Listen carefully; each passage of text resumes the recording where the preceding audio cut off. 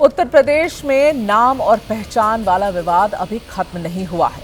आपको याद होगा कि सावन के महीने में ये विवाद दुकानों पर पहचान को लेकर हुआ था और अब होटलों और ढाबों से निकलकर बैंड बाजे वालों तक ये विवाद पहुंच गया है। धर्म की एंट्री अब बैंड वालों की धुन में भी हो गई है और बैंड वालों के पहचान बदलकर बैंड बजाने से भी भावनाएं आहत हो रही हैं।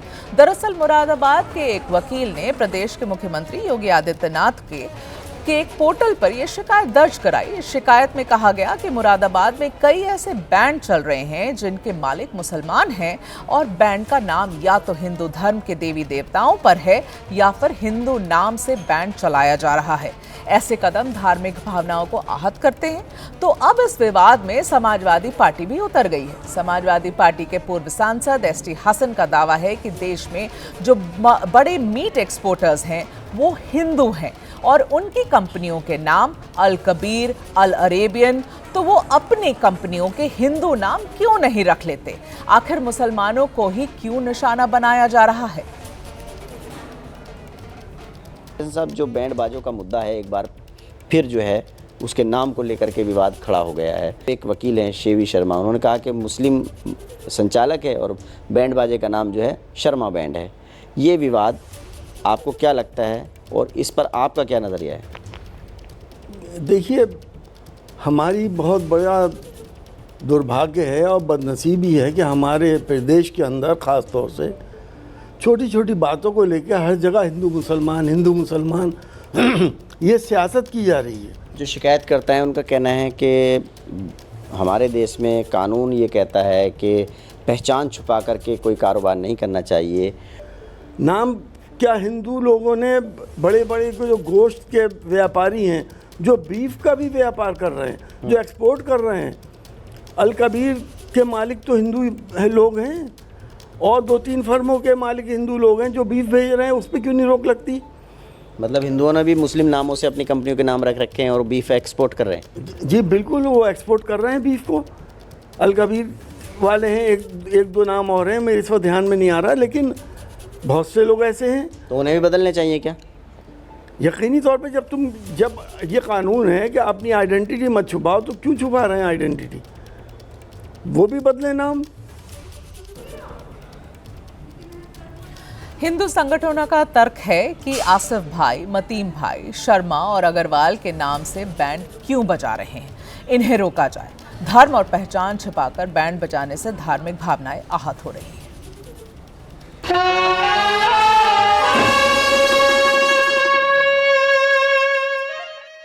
शादी के सीजन में ये धुन आपके कानों में कई बार गूंजी होगी।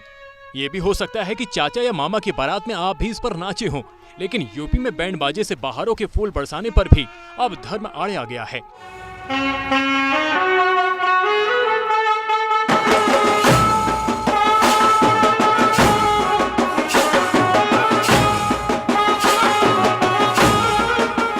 डीजे के जमाने में बैंड वाले वैसे ही संकट में हैं।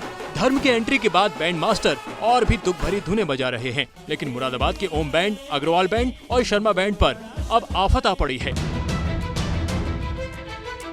सवाल उठा है कि जब इनके मालिक मुस्लिम हैं, तो फिर ये शर्मा अग्रवाल नाम से धुन क्यों बजा रहे हैं? क्या ये हिंदू धर्म से धोखा नहीं है?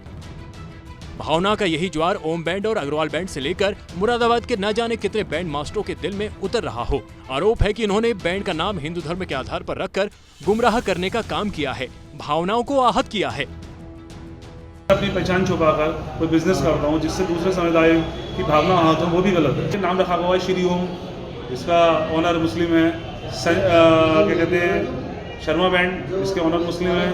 और क्या कहते हैं, राष्ट्र विजय बैंड, इसके ऑनर मुस्लिम है। अशोक बैंड, जिसके ऑनर मुस्लिम है। रवि शर्मा जी ने सारी शिकायत मुख्यमंत्री पोर्टल पर दर्ज कराई, तो एसपी सिटी ने दोनों पक्षों को बुलवा लिया।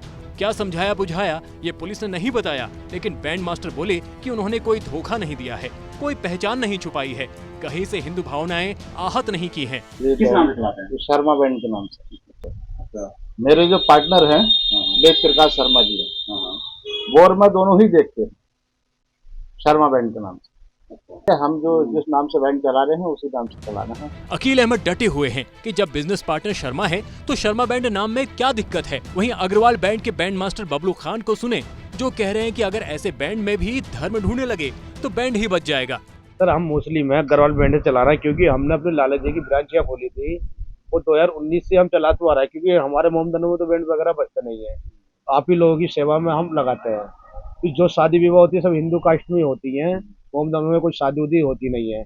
आपकी ये जो भी ये होती है क्या बोले मंदिर वगैरह के जो काम होते हैं और जुलूस वगैरह होते हैं, कलश यात्रा होती है, सब हम फ्री में सेवा देते हैं।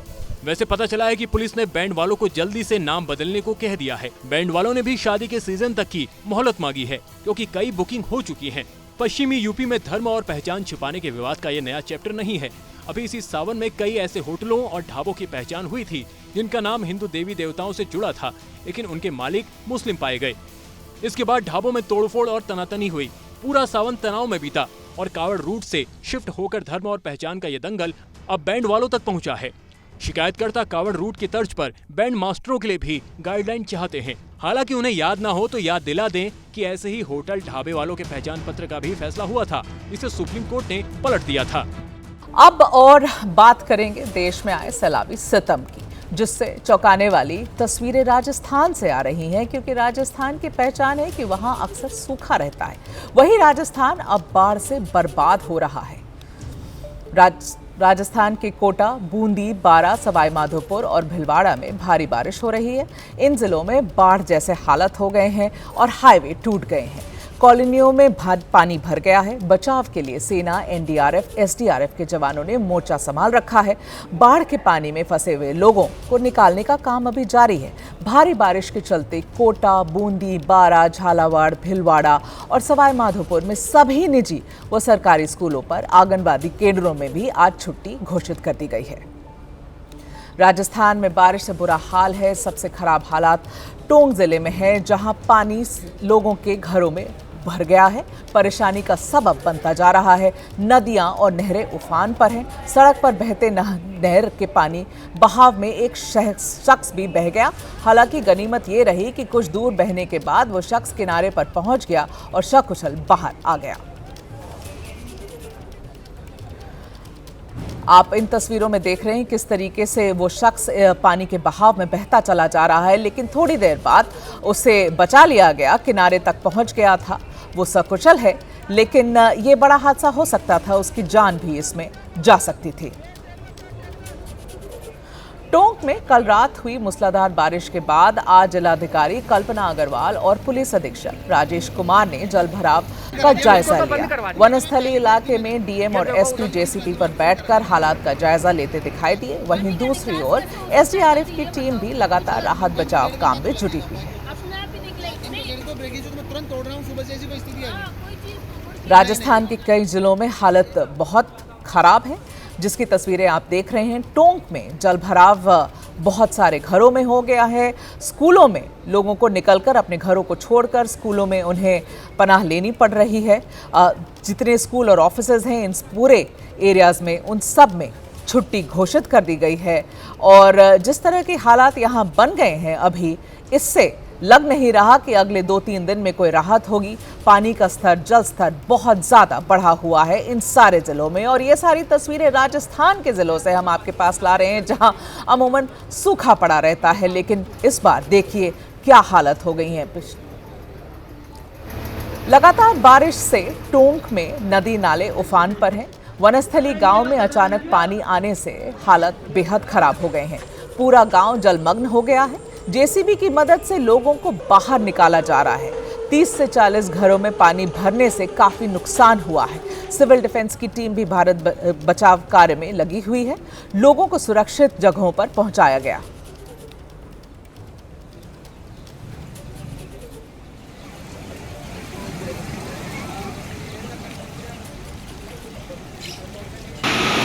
राजस्थान के बारां में भी बारिश का सिलसिला जारी है।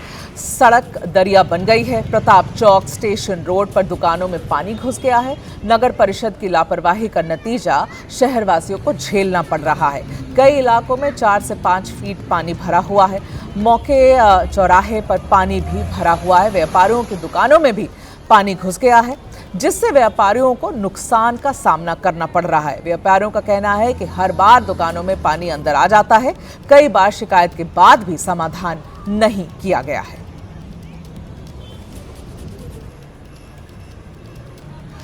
एक और राजस्थान के बारा में बारिश के बाद जगह जगह जलभराव के हालत है। जिंदगी पर सैलाब की मार पड़ रही है और दूसरी ओर कुछ लोग लापरवाही बरतते हुए नजर आ रहे हैं। बारा में तेज रफ्तार पानी के बीच युवक आवाजाही करते दिखाई दे रहे थे। ये लापरवाही जान पर भारी पड़ सकती है।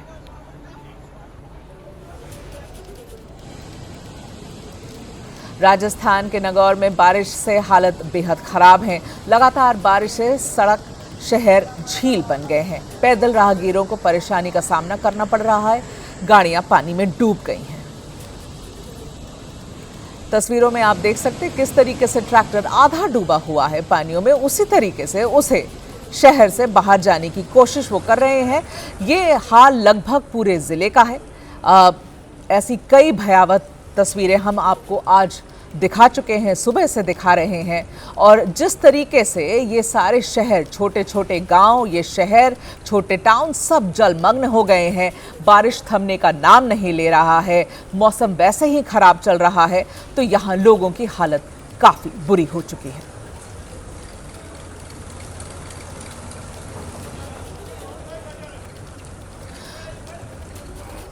राजस्थान में बारिश एक बार फिर बर्बादी बनकर लौटी है। लगातार हो रही बारिश से राजस्थान में बूंदी जिले में शहर के कई इलाकों में पानी घुस गया है। जिले के कापरेन, इंदरगढ़, नैनवा, दुगारी, नमाना कस्बे, इन सारे कस्बों में बारिश का पानी घुस गया है और ये कस्बे लगभग डूब ही गए हैं। एसडीआरएफ की टीम ने राहत और बचाव कार्य के लिए यहाँ मोर्चा संभाला है। कई जगहों पर सड़कें बह गई हैं। प्रशासन ने लोगों को सावधानी बरतने के लिए और सुरक्षित स्थानों पर जाने की अपील की है। भारी बारिश, कई जगहों पर पेड़ भी गिर गए।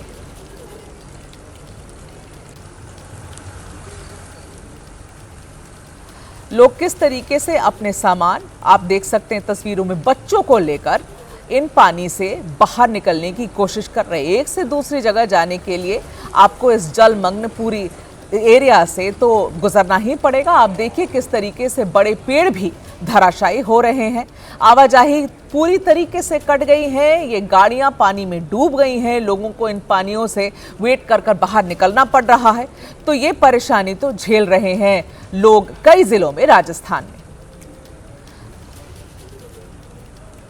राजस्थान के बाद अब आपको एक बार फिर उत्तराखंड ले चलते हैं। उत्तराखंड के उत्तरकाशी के धराली में बादल फटने से बड़ी बर्बादी हुई है और अब चमोली के थराली में भी बादल फटने से तबाही हुई है। लेकिन अभी जो तस्वीरें हम आपको दिखा रहे हैं वो राजस्थान की बूंदी की तस्वीरें हैं। ये आप देखिए किस तरीके से, और बहाव कितना तेज है। और ये शहर के अंदर की तस्वीरें आप देख रहे हैं। एनडीआरएफ के लोग किस तरीके से राहत और बचाव कार्य में जुटे हुए हैं। लोगों को अपने घरों से बाहर निकाल रहे हैं, क्योंकि लोगों को अपने ऊपर घरों के 1 मंजिला 2 मंजिला जिनकी घरें, वो ऊपर जाकर वहां इंतजार कर रहे हैं कि राहत और बचाव कार्य या वो ऑफिशियल्स वहां पर आएंगे और उनको उनके घर से बाहर निकाला जाएगा। क्योंकि निचले स्तर पे तो पूरी तरीके से पानी उनके घरों में घुस चुका है। उन्हें अपने आप को बचाने के लिए छतों पर जाना पड़ रहा है। और इस वक्त एक बड़ी खबर आ रही है। उद्योगपति अनिल अंबानी के ठिकानों पर सीबीआई की रेड हुई है। अनिल अंबानी के घर पर भी सीबीआई का छापा पड़ा है। कुल 6 जगहों पर सीबीआई की टीम छापेमारी कर रही है। ये खबर अभी आ रही है हमारे पास, बड़ी खबर है। अब सीबीआई की रेड अनिल अंबानी के घर पे हो रही है और कुल 6 जगहों पर सीबीआई की टीम पहुंची हुई है। ये छापेमारी अभी जारी है। आपको बता दें, अनिल अंबानी कई तरीके से अलग अलग परेशानियों में पड़े दिखाई दे रहे हैं। पिछले कुछ समय से ईडी की रेड, आपको याद होगा, कुछ समय पहले इनके घर पे हुई थी। ईडी के छापे पड़े थे। उसके बाद एनफोर्समेंट डायरेक्टरेट के सामने इनकी पेशी भी लगी थी, इन्हें जाना भी पड़ा था। और अब सीबीआई की ये रेड जो अनिल अंबानी के घर पे हो रही है, उद्योगपति अनिल अंबानी के कई ठिकानों पर सीबीआई की रेड हो रही है। 6 ठिकानों की पुष्टि हम अभी आपके लिए कर सकते हैं। ये छापेमारी अभी जारी है। वजह क्या है ये समझने के लिए कोशिश करेंगे। थोड़ा इंतजार करना पड़ेगा। परिवार के साथ घर में ही मौजूद है अनिल अंबानी। जब सीबीआई की टीम उनके घर पे पहुंची, ये रेड अभी भी जारी है। क्या वजह हुई इस रेड की? क्या ये वही केस है जिस पर एनफोर्समेंट डायरेक्टरेट भी काम कर रहा है? ये जानने की कोशिश करेंगे। घर पे ही मौजूद है अनिल अंबानी जब सीबीआई की टीम उनके घर पर दस्तक देने आज सुबह पहुंची।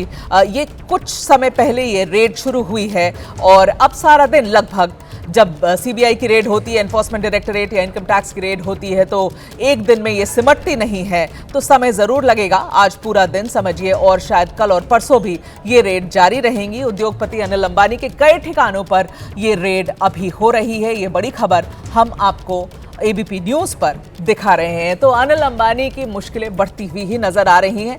आपको ये भी बता दूं साथ में कि कल, ठीक है, हमारे सहयोगी सूरज ओझा अभी लाइव जुड़ रहे हैं हमारे साथ। सूरज, आप हमें यह बताएं पहले कि इस रेड जो सीबीआई की टीम पहुंची है अनिल अंबानी के घर, क्या आपको बताया जा रहा है? क्या हमें पता है किस वजह से ये रेड हो रही है? क्योंकि एनफोर्समेंट डायरेक्टरेट की जो रेड हुई थी पिछले दिनों, क्या ये वही केस है?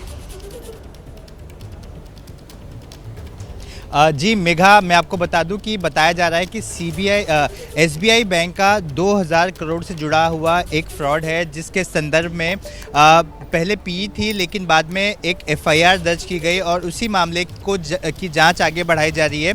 और उसी के संदर्भ में कुल 6 लोकेशंस पर छापेमारी चल रही है, जिसमें अनिल अंबानी का घर भी है। और बताया जा रहा है मेघा कि जिस वक्त अनिल अंबानी के घर सीबीआई की टीम पहुंची, उस वक्त अनिल अंबानी, उनका परिवार वहां मौजूद था। मैं फिलहाल, देखिए, ये अनिल अंबानी का कार्यालय है, उसके बाहर हूँ जो बेलाड स्टेट में है, और यहाँ पर फिलहाल ताला लगा हुआ है। लेकिन ऐसे कुछ प्रीमाइसेस हैं जहां पर सीबीआई की टीम सुबह से ही मौजूद है। सीबीआई दिल्ली की स्पेशल टीम यहां पर आई थी और जो मुंबई पुलिस उसे असिस्ट कर, मुंबई की सीबीआई उसे असिस्ट कर रही है, और इस तरह से करीब 6 लोकेशंस पर छापेमारी कर रहे हैं। मेघा, मैं आपको बता दूं, जो पहले जो 2 एफआईआर के बेसिस पर ईडी ने मनी लॉन्ड्रिंग की जांच की थी, उसमें ये बताया गया था कि 2017 से 2019 के बीच येस बैंक का करीब 3000 करोड़ का लोन फ्रॉड है, जिसमें ये बताया गया था कि लोन लेने से पहले, देखिए, आम आदमी को लोन लेने के लिए कई वेरिफिकेशन से गुजरना पड़ता है, लेकिन इसमें यह दावा किया गया कि लोन लेने से पहले कई बार ऐसा होता था कि डॉक्यूमेंट वेरिफिकेशन होने से पहले ही कई बार लोन अप्रूव हो जाता, मतलब कई तरह की अनियमितताएं उजागर की गई थी उस पूरे मामले में, जिसके बाद करीब 48 घंटे से ज़्यादा तक छापेमारी चली थी। आज सीबीआई की टीम पहुंची है, अलग अलग जगह पर छापेमारी कर रही है। विस्तार में जानकारी आना अभी बाकी है, लेकिन जो प्राथमिक जानकारी है उसके अनुसार एसबीआई का 2000 करोड़ का ये फ्रॉड बताया जा रहा है फिलहाल। तो सूरज, ये बताइए कि अनिल अंबानी की तरफ से या उनकी टीम के तरफ से कोई भी जानकारी साझा की गई है, या सिर्फ आपको ईडी और सीबीआई के सूत्रों से ही खबर मिल रही है? फिलहाल अंबानी की तरफ से अब तक आधिकारिक रूप से कोई बयान नहीं आया है। और मैं आपको एक और उदाहरण देता हूं कि जब ईडी की छापेमारी चल रही थी, तो कई घंटों के बाद अनिल अंबानी की तरफ से जवाब आया था। ये जो फिलहाल जो जानकारी हमारे पास आई है, वो जानकारी ईडी की जो जानकारी है वो ईडी सूत्रों से मिली है, और जो सीबीआई आज जो सर्चेस कंडक्ट कर रही है, वो सीबीआई सूत्रों ने बताया है कि 6 लोकेशंस पर फिलहाल उनकी टीमें डिस्पैच की गई हैं, जो सर्चेस कर रही हैं इस स्कैम से जुड़ी हुई जानकारी इकट्ठा करने के लिए। जी, ये भी बताया जा रहा है कि सिर्फ अनिल अंबानी के 6 ठिकानों पर नहीं, बल्कि आरकॉम के भी ठिकानों पर ये रेड चल रही है। क्या आप ये इसकी पुष्टि कर पाएंगे सूरज? जी बिल्कुल मेघा, आरकॉम और अनिल अंबानी से जुड़े हुए ही ये जगह है, जिसमें ये भी बताया जा रहा है कि अनिल अंबानी के जो करीबी जो इस कंपनी में बड़े पद पर जो लोग हैं, उनके घरों पर भी और उनसे जुड़े प्रीमाइसेस पर भी सीबीआई की टीम पहुंची है, जो वहां पर सर्चेस कर रही है। और ये सर्चेस आज सुबह से ही शुरू है, और अभी और विस्तार में जानकारी आना अभी बाकी है मेघा। ये जो प्राथमिक जानकारी है उसके हिसाब से मैं बता रहा हूँ। और ये आप देख रहे होंगे कि ये कार्यालय है जो बेलाड स्टेट पर है। इसी कार्यालय में आपको बता दें कि 48 घंटे से ज़्यादा ईडी की टीमें मौजूद थी, जब पहली बार ईडी सर्चेस कर रही थी अनिल अंबानी और उनसे जुड़े जो प्रीमिसेस हैं। और ये अब सीबीआई की टीमें यहाँ पहुँची हैं अलग अलग जगहों पर, 6 जगह पर, जिसमें मैंने आपको बताया कि अनिल अंबानी, उनसे जुड़े उनके जो आरकॉम से जुड़े लोग हैं, बड़े पद पर बैठे लोग हैं, उनसे जुड़े भी प्रीमिसेस हैं, जहां पर सीबीआई की टीम पहुंची है। सूरज, हमले के बाद सीएम रेखा गुप्ता का पहला बयान वो कहती हैं, मैं किसी असुरी शक्ति से डरने वाली नहीं हूं, मुझे तूफानों से लड़ने की आदत है। ये सीएम रेखा गुप्ता, दिल्ली की मुख्यमंत्री रेखा गुप्ता का पहला बयान उस अटैक के बाद जिसमें उन्हें चोट आई थी। उनके चेहरे पर एक इंसान ने उन पर बैग से हमला करने की कोशिश की थी, रादर हमला किया ही था। दिल्ली की जनता मेरी ताकत है, उन्होंने ये भी कहा है। ये 3 बयान रेखा गुप्ता के तरफ से पहली बार उन्होंने अपने इस पूरे घटनाक्रम पर अपनी चुप्पी तोड़ी है और ये सारी बातें कही हैं।